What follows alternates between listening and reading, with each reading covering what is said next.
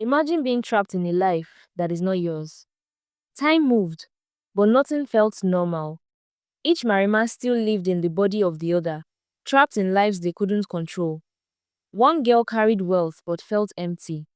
The other carried struggle but had no idea how to survive it. Days passed, then weeks. They learned to pretend, but inside, the confusion grew heavier. Then one night, they both had the same dream. It didn't feel like sleep. It felt real. They stood in a wide open space with no ground, no sky, no air, just silence and each other.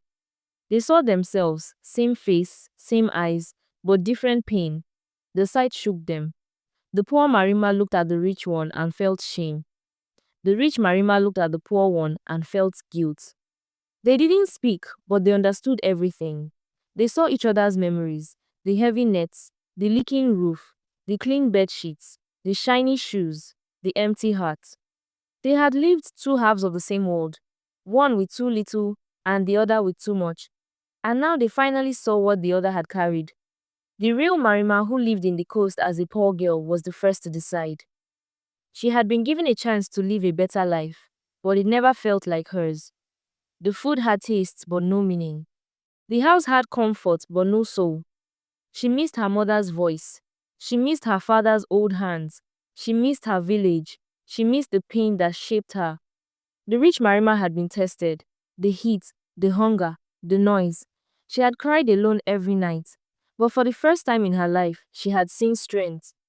She had seen love that pushed through death and fire. She had felt what it meant to struggle and still smile. She wanted her home back too, not because it was perfect, but because now she finally understood it. In the dream, they walked toward each other and touched hands. Lights wrapped around them. The world split again. The poor Marima woke up first. The bed was gone. The silence returned. She was floating in water. The same sea that had swallowed her before. She kicked and screamed. She didn't want to die again. But this time, she didn't sink. She washed up on the same shore, coughing and shaking. People saw her and cried out.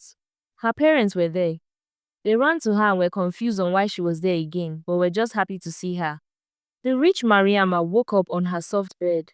The sun was coming through the window. Her mother knocked gently before coming in. She hugged her, and this time, Mariama hugged her back tighter. She felt the warmth. She saw the love. She was home too. From that day, things changed. Neither of the girls spoke of what happened. They knew no one would believe them, but they lived differently. The poor Marima no longer looked at her parents with anger. She saw their efforts. She joined her mother in the market. She helped her father with nets. The hard life didn't scare her anymore, but worked towards making it better with the people she loved the most. The rich Marima stopped chasing things that didn't matter. She helped people more. She listened to others. She never again looked down on those with less. She had felt their pain, and now she carried their strength inside her. Two girls, two lives, one story. They had crossed into each other's world and returned not richer or poorer, but wiser. They had hated their lives once, but now they saw the value in them. And no matter what came next, they would never forget the strange, impossible journey that taught them the truth. That sometimes the life you want is hiding inside the life you already have.